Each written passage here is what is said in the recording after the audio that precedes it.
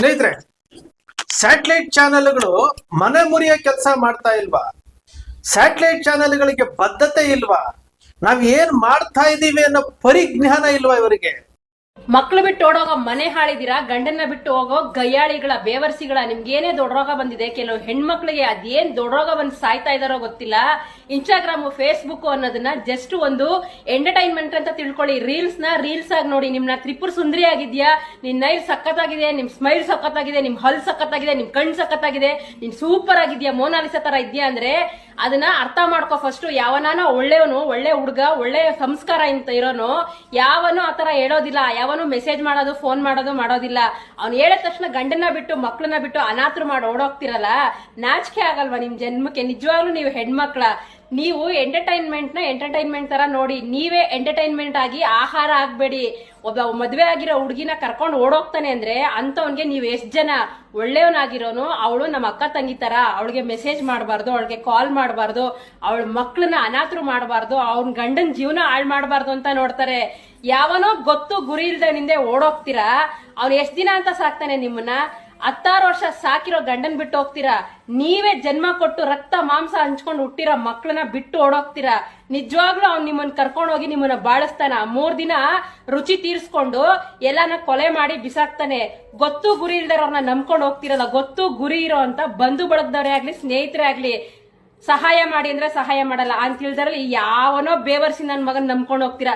ನಿಜವಾಗ್ಲೂ ಒಳ್ಳೆ ಗಂಡ್ಮಕ್ಳು, ಮದ್ವೆ ಆಗಿರೋ ಹೆಣ್ಮಕ್ಳಿಗೆ, ತಾಯಿದಿರಿಗೆ ಯಾವನು ಮೆಸೇಜ್ ಮಾಡಿ ಕಾಲ್ ಮಾಡಿ ನೀನ್ ತ್ರಿಪುರ ಸುಂದರಿ ಅನ್ನಲ್ಲ. ಅವ್ನ್ ನಿಜವಾಗ್ಲೂ ಒಳ್ಳೆಯವನಾದ್ರೆ ಅವ್ನ ಹೆಂಡತಿ ಮಕ್ಳನ್ನ ಚೆನ್ನಾಗ್ ಸಾಕ್ತಾನೆ, ಅವ್ನ ಹೆಂಡತಿನ ಹೊಗಳ್ತಾನೆ, ಅವ್ರ ತಂದೆ ತಾಯಿಗೆ ಅನ್ನ ಹಾಕ್ತಾನೆ. ಕಂಡೋರ್ ಹೆಂಡತಿ ಮೇಲೆ ಕಣ್ಣು ಹಾಕಲ್ಲ, ಕಂಡೋರ್ ಹೆಂಡತಿ ಮೇಲೆ ಕಣ್ಣು ಹಾಕೋನ್ ಜೊತೆ ಹೋಗ್ತಿರಲ್ಲ. ನೀವು ಹಾಳಾಗೆ ಹೋಗ್ತೀರಾ, ಉದ್ಧಾರ ಅಂತ ಆಗಲ್ಲ. ನಿಮ್ ಜೀವನನೂ ಹಾಳಾಗೋಗುತ್ತೆ, ಕೊನೆಗೊಂದ್ ದಿನ ಜೀವನೂ ಕಳ್ಕೊಬೇಕು. ಈ ಕಡೆ ಅತ್ತೆ ಮನೇನೂ ಇಲ್ಲ, ಆ ಕಡೆ ಗಂಡನ ಮನೇನೂ ಇಲ್ಲ. ಈ ವಿಡಿಯೋನ ಎಲ್ಲರೂ ನೋಡಬೇಕು ಅಂತ ಮಾಡ್ತಿದ್ದೀನಿ. ನನಗೆ ಬದುಕೋಕ್ಕೆ ಆಸೆ ಇಲ್ಲ. ನನ್ನ ಗಂಡ ಅಂತ ಅನ್ನಿಸ್ಕೊಂಡಿರೋನು ನನ್ನ ಮಾನ ಮರ್ಯಾದೆ ಎಲ್ಲ ರಾಜ್ಗಾಕ್ಬಿಟ್ಟ. ಸಾಲದೇ ಇದ್ದಿದ್ದಕ್ಕೆ ಮೀಡಿಯಾದವರು ಸೇರಿಕೊಂಡು ನಾನು ಒಂದು ಸ್ಟೇಟ್ಮೆಂಟು ಕೇಳ್ದಿರ, ನನ್ನ ನೋಡ್ದಿರ ನನ್ನ ಮಾನ ಮರ್ಯಾದೆ ಎಲ್ಲ ರಾಜಾಕ್ಬಿಟ್ರು. ನನ್ನ ತಲೆ ಎತ್ಕೊಂಡು ಓಡಾಡೋಕ್ಕಾಗ್ತಿಲ್ಲ. ತುಂಬ ಅಂದರೆ ತುಂಬ ಹಿಂಸೆ ಕೊಟ್ಟ. ನಾನು ತಡ್ಕೊಳಕ್ಕಾಗ್ತಿರ. ನಾನು ಈ ನಿರ್ಧಾರ ತಗೊಂಡೆ. ನನಗೂ ಅವನಿಗೂ ಸಂಬಂಧನೇ ಇಲ್ಲ. ನೋಡಿ, ಒಂದು ವಿಡಿಯೋ, ಒಂದು ವಿಚಾರವನ್ನ ಇಟ್ಕೊಂಡು ಯಾರೋ 3 ಮಕ್ಕಳನ್ನ ಬಿಟ್ಟು ಒಬ್ಬ ಹೆಣ್ಣು ಮಗಳು ಹೋಗ್ಬಿಟ್ಲಂತೆ ಇನ್ನೊಬ್ಬನ್ಗೆ. ಅವನು ಯಾರೋ ಮಹಾನುಭಾವ ಟಿವಿ ಚಾನೆಲ್ ಅಲ್ಲಿ ಕುತ್ಕೊಂಡು, ಯೂಟ್ಯೂಬ್ ಚಾನೆಲ್ಗಳಲ್ಲಿ ಕುತ್ಕೊಂಡು, ಸ್ಯಾಟಲೈಟ್ ಚಾನೆಲ್ ಅಲ್ಲಿ ಕುತ್ಕೊಂಡು 3 ಜನ ಮಕ್ಕಳನ್ನ ಬಿಟ್ಕೊಂಡು ಓಡೋಗ್ಬಿಟ್ಲು ಅಂತ ಕಣ್ಣೀರ್ ಹಾಕೊಂಡು ಅವನೇನೋ ಮಾಡ್ತಾ ಇದ್ದಾನೆ. ಅದನ್ನ ಈ ಸ್ಯಾಟಲೈಟ್ ಚಾನೆಲ್ಗಳು ಇದನ್ನ ಪ್ರಮೋಟ್ ಮಾಡ್ತಾ ಇದ್ದಾರೆ.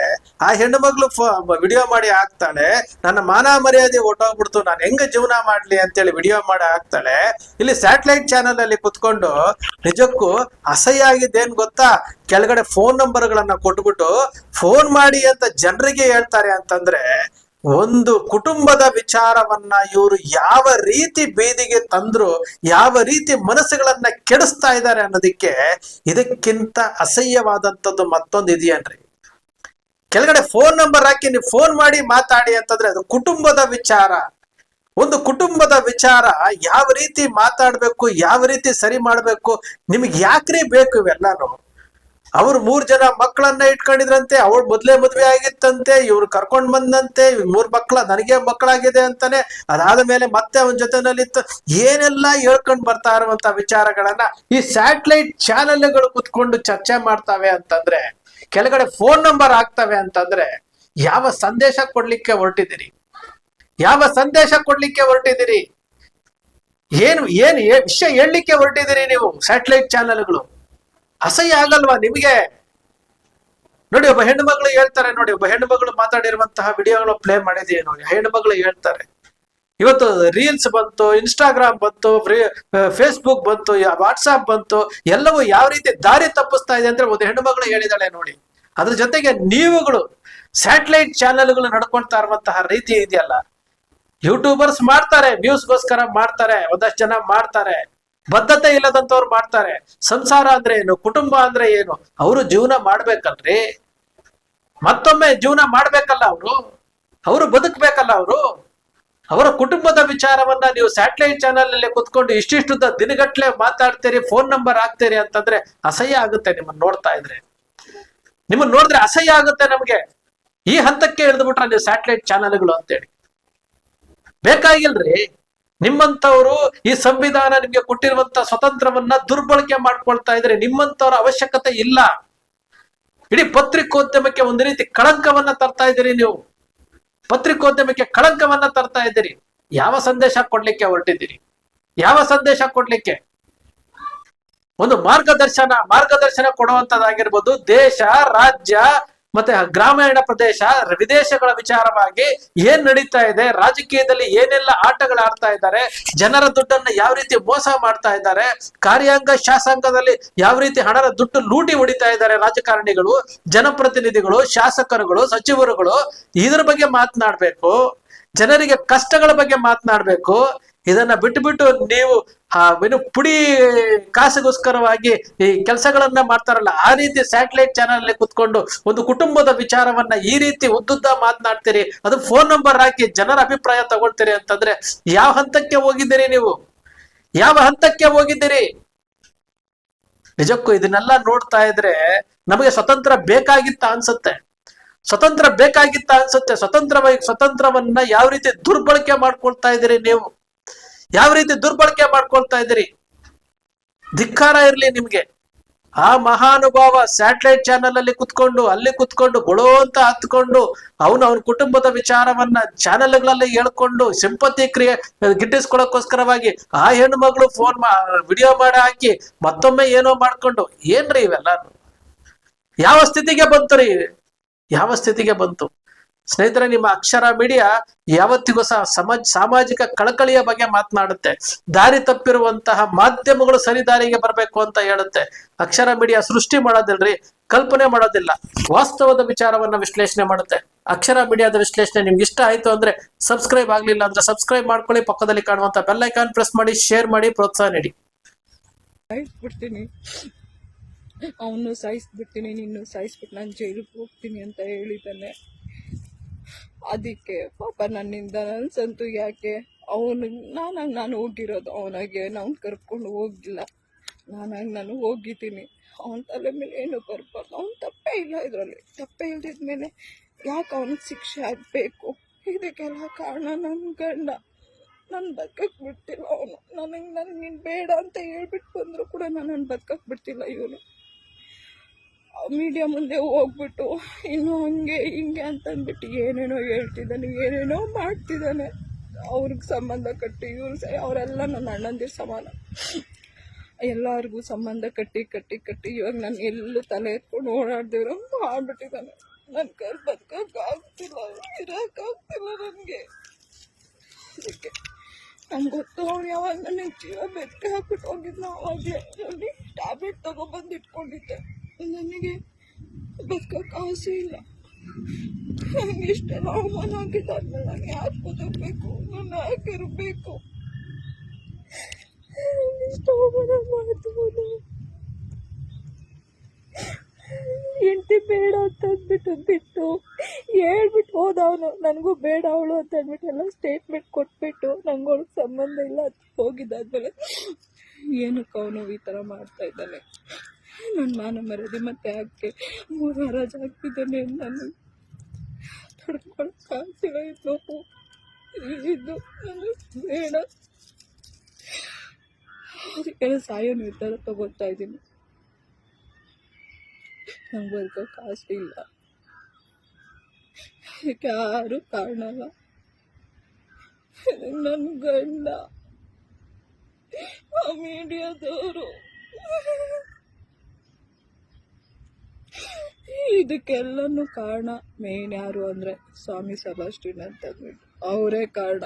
ಅವನಿಗಿವೆಲ್ಲ ಏನು ಅಂತ ಗೊತ್ತೂ ಆಗೋದಿಲ್ಲ. ಇದಕ್ಕೆಲ್ಲ ಕಾರಣನೇ ಅವನು.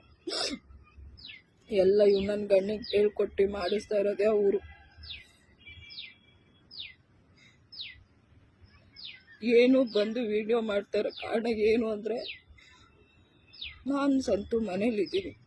ಅವನ ಮೇಲೆ ಹೊರೆ ಬರಬಾರ್ದು, ಅವನು ಏನೂ ಆಗಬಾರ್ದು. ಅವನದೇನು ತಪ್ಪಿಲ್ಲ ಇದರಲ್ಲಿ. ನಾನು ಮಾಡ್ಕೊಳ್ತಾ ಇರೋ ಕಾರಣನೇ ನನ್ನ ಗಂಡ. ನನ್ನ ಗಂಡನಿಂದನೇ ಇಷ್ಟೆಲ್ಲ ನನ್ನ ಗಂಡ ಮೀಡಿಯಾದವರು ನಾನು ಬಂದು ಒಂದು ಸ್ಟೇಟ್ಮೆಂಟ್ ಕೇಳಲಿಲ್ಲ, ಏನೂ ಇಲ್ಲ. ಅವ್ರ ಪಾಡ್ಗೆ ಅವನ ಸ್ಟೇಟ್ಮೆಂಟ್ ಮಾತ್ರ ಅವ್ನು ತಗೊಂಡು ಹೋಗಿ ಹಾಕ್ತಾ ಇದ್ದಾರೆ, ಎಲ್ಲ ಪ್ರಚಾರ ಮಾಡ್ತಿದ್ದಾರೆ. ನನಗದು ಅವಮಾನ ತಡ್ಕೊಳಕ್ಕಾಗ್ತಿಲ್ಲ ನನಗೆ.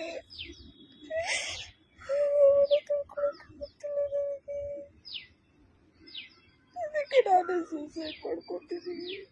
ನಂಗೆ ಬದುಕಕ್ಕಿಂತ ಇಲ್ಲ. ತುಂಬ ಹಿಂಸೆ ಕೊಡ್ತಿದ್ದ, ಹೊಡಿಯೋದು ಕುಡಿಯೋದು, ಡೈಲಿ ಕುಡಿತಿದ್ದ. ಅದು ಇದು ವಿಡಿಯೋಗಳು ತೋರಿಸಿ ಹಂಗಿರು ಹಿಂಗಿರು ಅಂತೆಲ್ಲ ಹೇಳ್ತಿದ್ದ. ಮನೆಯಿಂದ ಈಚೆ ಕಳಿಸ್ತಿರ್ಲಿಲ್ಲ, ಒಬ್ಬರ ಜೊತೆ ಮಾತಾಡಕ್ ಬಿಡ್ತಿರ್ಲಿಲ್ಲ. ನನ್ನ ಯಾವಾಗಲೂ ಮನೆ ಒಳಗಡೆನೆ ಇರಬೇಕಿತ್ತು. ಕುಂತ್ರು ಅನುಮಾನ, ನಿಂತರು ಅನುಮಾನ, ತುಂಬ ಅವಮಾನ ಮಾಡ್ದ. ಸಿಕ್ದವ್ರಿಗೆಲ್ಲ, ನನ್ನ ತಂದೆ ವಯಸ್ಸದವ್ರಿಗೆಲ್ಲ ನನ್ನ ಕಟ್ಕೊಟ್ಟ. ಅವಮಾನ ಮಾಡ್ದ. ನನಗೆ ಬದುಕಕ್ಕೆ ಆಸೆ ಇಲ್ಲ. ಅದಕ್ಕೆ ಇಷ್ಟು ಟ್ಯಾಬ್ಲೆಟ್ ತಗೊಬಂದು ಇಟ್ಕೊಂಡಿದ್ದೆ. ಇವಾಗ ಇಷ್ಟು ಟ್ಯಾಬ್ಲೆಟ್ ನಾನು ತಗೊಂಡಿದ್ದೀನಿ. ನನಗೆ ಬದುಕಕ್ಕೆ ಆಸೆ ಇಲ್ಲ. ನನಗೆ ನನ್ನ ಸಾವಿಗೆ ನನ್ನ ಗಂಡನ ಚೂ ಬಿಟ್ಟಿದ್ದಾನಲ್ಲ, ಸ್ವಾಮಿ ಸಬಾಸ್ಟಿನ್ ಅಂತಂದ್ಬಿಟ್ಟು ಅವರು, ಆಮೇಲೆ ಮೀಡಿಯಾದವರು, ಇಷ್ಟೇ ಕಾರಣ. ನನಗೆ ಅವಮಾನ ಮಾಡಿಬಿಟ್ಟಿದ್ದಾರೆ. ಒಂದು ಹೆಣ್ಣು ಬಗ್ಗೆ ಎಷ್ಟು ಅಪಪ್ರಚಾರ ಮಾಡಬೇಕು ಎಲ್ಲ ಮಾಡಿಬಿಟ್ಟಿದ್ದಾರೆ. ನನಗೆ ತಲೆ ಎತ್ಕೊಂಡು ಓಡಾಡೋಕ್ಕೂ ಆಗ್ತಿಲ್ಲ, ಭಯ ಆಗ್ತಿದೆ ನನಗೆ. ಹಿಂಗಪ್ಪ ನಾನು ಓಡಾಡ್ರಿ ಅಂತಂದ್ಬಿಟ್ಟು ಸಾಲದಕ್ಕೆ ಸಂತಕ್ಕೆ ಕೂಡ ಜೀವ ಬೆದರಿಕೆ ಹಾಕ್ಬಿಟ್ಟು ಹೋಗಿದ್ದಾನೆ. ನಿನ್ನೂ ಬಿಡಲ್ಲ ಕಣೋ, ಸಂಜೆ ಒಳಗಡೆ ನಾನು ಏನು ಮಾಡಬೇಕು ಮಾಡ್ತೀನಿ ಅಂತ ಹೇಳ್ಬಿಟ್ಟು ಹೋಗಿದ್ದಾನೆ. ಅದಕ್ಕೆ ನನ್ನಿಂದ ಯಾರಿಗೂ ತೊಂದರೆ ಆಗಬಾರ್ದು. ಸಂತು ಇದರಲ್ಲಿಂದ ಏನೂ ತಪ್ಪಿಲ್ಲ. Santu, I sorry. ತುಂಬ ಆಸೆ ಇಟ್ಕೊಂಡಿದ್ದೆ ನಿನ್ನ ಜೊತೆ ಜೀವನ ಮಾಡಬೇಕು, ನಿನ್ನ ಜೊತೆ ಇರಬೇಕು ಅಂತ. ಆದರೆ ಈ ನನ್ನ ಮಗ ನೋಡಿದ್ರೆ ನನ್ನ ಮಾನ ಮರ್ಯಾದೆಲ್ಲ ತೆಗ್ದಾಕ್ತ. ನನ್ನ ತಪ್ಪಾಯ್ತು ಸಂತು. ನಿಮ್ಮ ಮನೆಯಿಂದ ಬಂದು ನಾನು ಈ ಥರ ಮಾಡ್ಕೋತಿದ್ದೀನಿ. ಇದು ಕಾರಣನೇ ನನ್ನ ಗಂಡ. ನನಗೆ ಅವಮಾನ ತಡ್ಕೊಳಕ್ಕಾಗ್ತಿಲ್ಲ. ಪಾಪ ನಿನಗೂ ನನ್ನಿಂದ ಮಾನ ಮರ್ಯಾದೆ ಹೋಯ್ತು.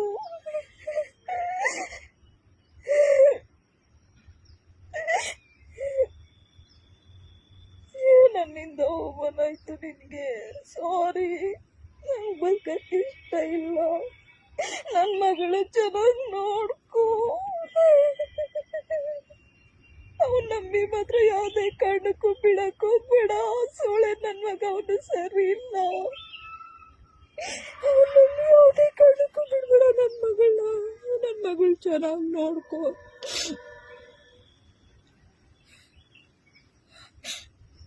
ಇನ್ನೇನು ಇಲ್ಲ. ಇನ್ನೆಷ್ಟೊತ್ತು ಬದುಕ್ತೀನೋ ನನಗೆ ಗೊತ್ತಿಲ್ಲ. ಇಷ್ಟೆಲ್ಲ ಅವಮಾನ ಆದ್ಮೇಲೆ ನನಗೆ ಬದುಕಬೇಕು ಅನ್ನೋದು ನನಗೆ ಆಸೆ ಇಲ್ಲ. ಇದಕ್ಕೆಲ್ಲ ಕಾರಣನೇ ನನ್ನ ಗಂಡ. ನನ್ನ ಸಾವು ಕಾರಣನೇ ಅವನು.